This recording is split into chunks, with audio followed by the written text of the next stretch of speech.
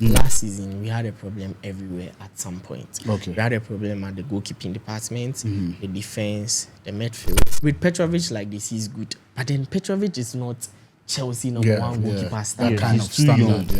Pairing two talented Inexperienced. people who are inexperienced, the coaches can't teach them every tactics. Yeah. Do you get it? That day when Kopama scored the 3 goals and he wanted The penalty. the issue. penalty issue, fighting with Jackson, fighting with Madueke. I was like, this. They knew Thiago Silva will leave at the end of the season. So But they- then to me, I didn't feel like they should have stripped him of the captaincy. I think our problem was main on injuries. Real Madrid like this. One reason why they always flourish is that they have a plan. They bring in young players, but then the OGs are there to guide them. Oh, daddy, this pass, I wanted to give it this Very way. true. It didn't work. Daddy, how should How do I I do do it? it? Yeah. Do you get it?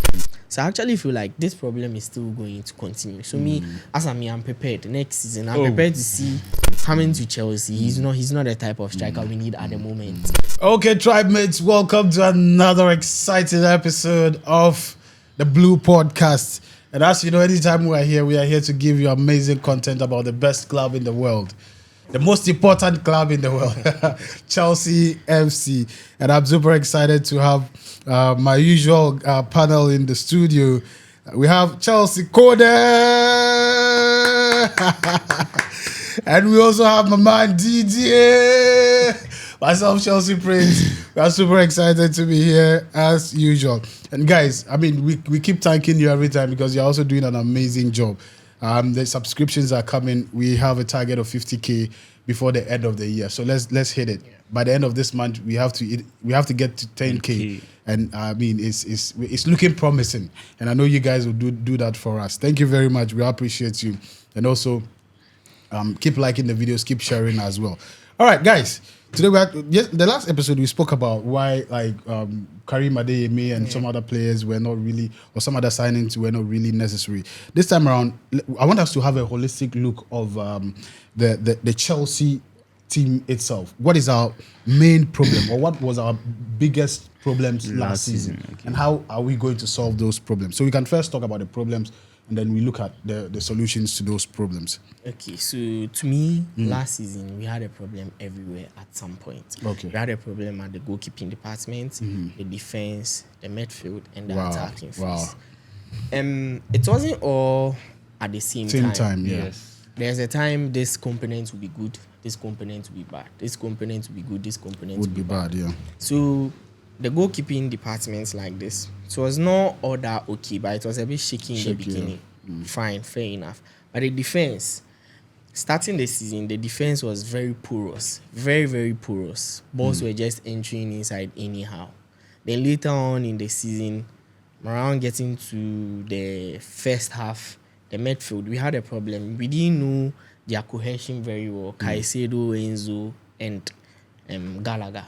We didn't really get that cohesion very well. And later on in the attack, Kopama is there, right? We all know he was our best player. So if I'm saying attack, Kopama excluded. Yes. But then we all saw the number of balls that was being fed to Jackson, Mudryk, the number of chances he missed, even though he got 10 plus goals, right? Yeah. For a striker, Chelsea, your first season, 10 plus goals, it's okay. But then he got a lot of chances. He missed a lot. Scored more than 20. He could have even scored more goals than Kopama, right? Yeah, he got more chances. So that's it. So I think maybe this for now. But then later, if you want me to break it down. Yeah, okay. All right. So let me take your for me, last season, I think our problem was main on injuries. Almost all our players, they were getting injured. Injuries, okay. Anyhow. And if you check our captain and vice captain, they were not there for us. But James will go, Chilwell will go, then this guy too went. Cole too had an injury. That's the defense. Fafana, injury. Almost all our players. And apart from that, and that one, I'll blame it on the medical team. I think they are not really doing their job. And I think we have a change of medical staff. Yes, when into next season, yeah. So it's really good. The owners discovered, saw it, and they've worked on it. So let's just pray it goes on well. And apart from that, the main problem last season, I think the midfield, the pairing, it's like we had a big problem there. So would you adduce that problem to the coach's inefficiency or the really players the themselves? coach. It's the players that I'll give it to. I'm not saying the midfielders they were bad, but sometimes the pairing too counts. How they are? If you check last 2 seasons, when Enzo came, his first season, we used to pair Enzo and Kovacic. It was working for Enzo. No, but is it not the coach who makes the selections? It's the coach though, but sometimes it depends on when we had Jorginho, Kante, Kova, then I think it depends on the players you have available. Yes. Okay. So if you pair Jorginho and Kante, they can play. But sometimes if you pair Jorginho and Kovacic, sometimes it's shaky. It's shaky. So I think the pairing too affected us. You see, if you pair Enzo and Caisedo, they are all 6. And like their style of playing is different. One sits, one is just around. And I think so this coming season the coach should work on that. And for the striking side, the attack, I think Jackson really caused us. And Nkuku being injured too, it's really affected the team. Very like if Jackson was, let's say we had a backup of Jackson. I think Jackson, he was too confident. No one is there for me. Like it goes to a time, certain matches we're supposed to bring Jackson out, but we can't take him out due to injury. Nkuku was injured. We don't have he was so comfortable and Jackson was so comfortable, and it's because of this guy being injured. Yeah. So I think if let's say this coming season we don't like have those injuries, we'll really work. Things will work out. Yeah. Okay. The first thing that really distorted us was going into the preseason. We had a fine preseason. Yes. With Nkuku being the center of it all. And just before we started the season, he got injured. Yeah, so he got injured.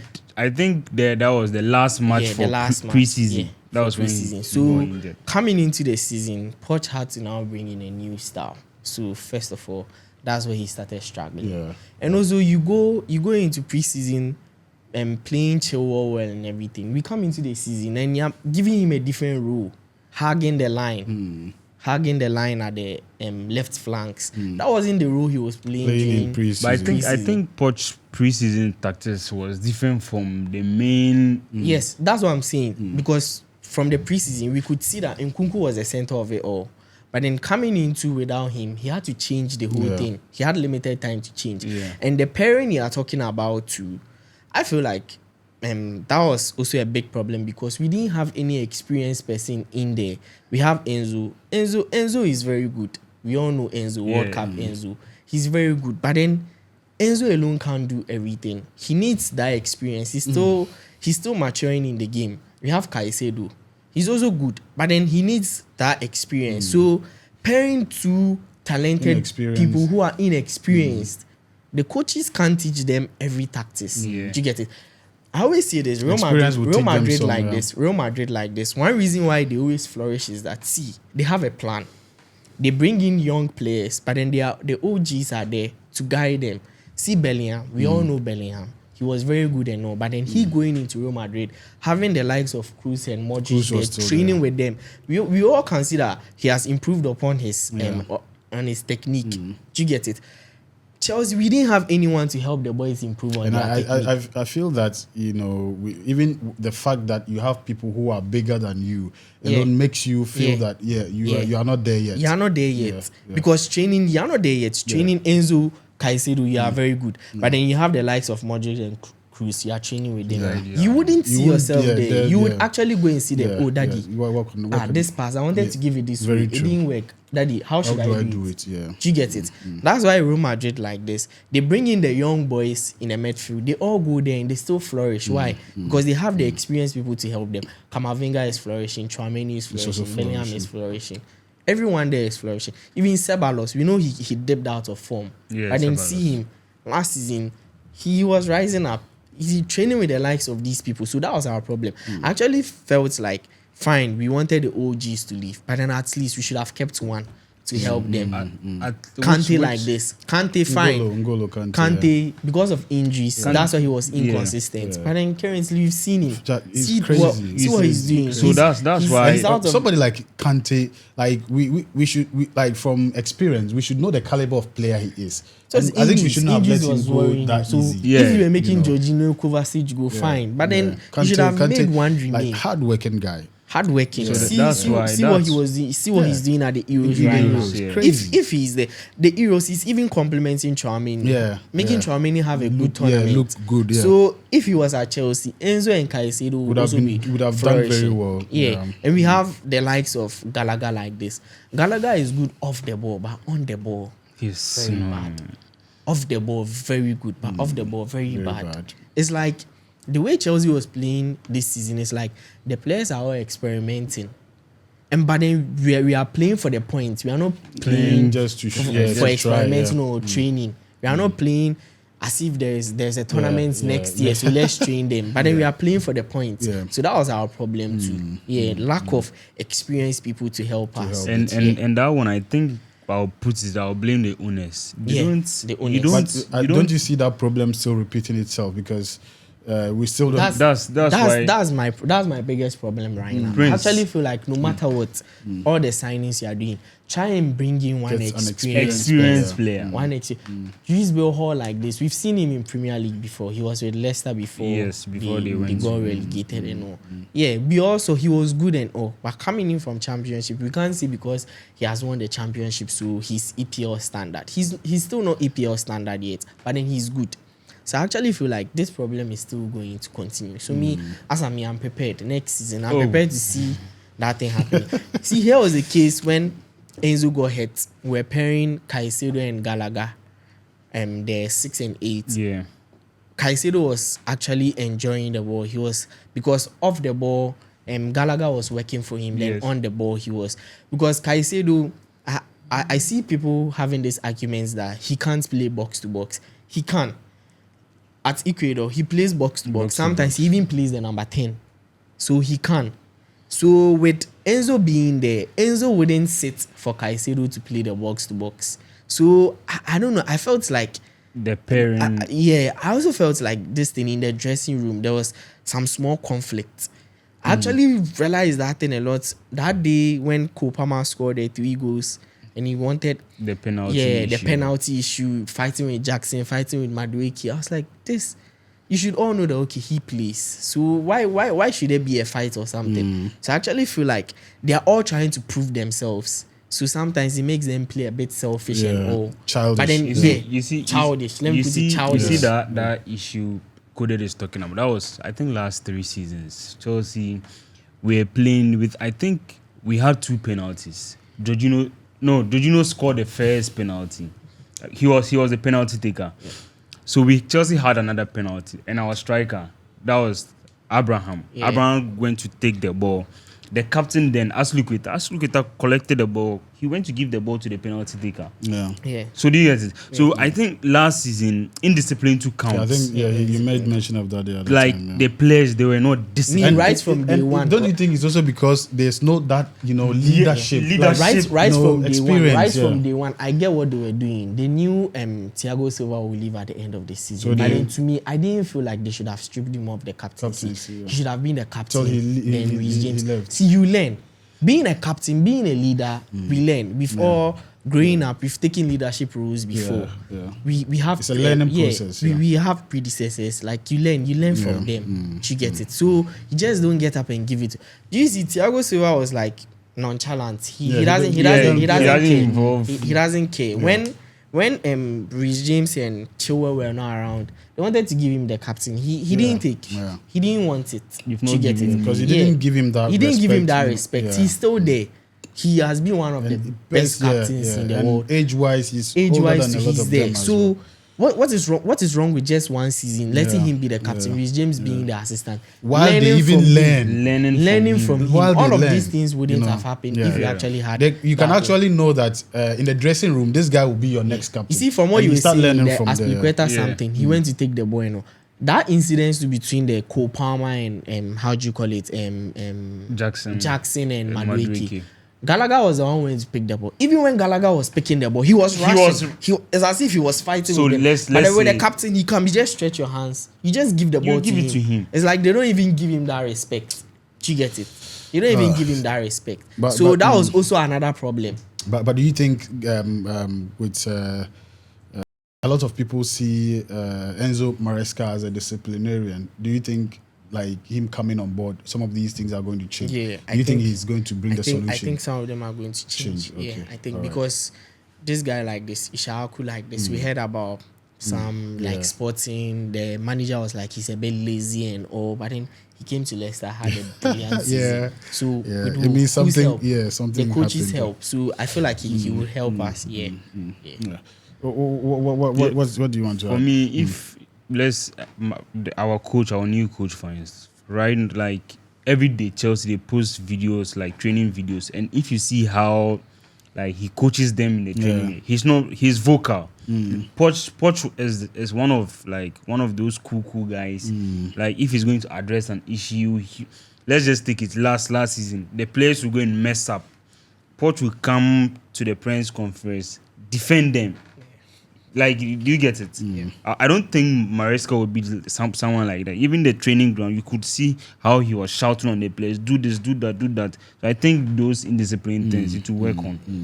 So regards to the problems you raised earlier, do you see any solutions now? Do you think, aside, I think you've made mention of the fact that you've not seen a solution with regards to experience. Yes. But then the other ones you mentioned, have you seen any solutions going forward? No. Regards because, to, for example, the goalkeeping departments like still, this, the goalkeeping.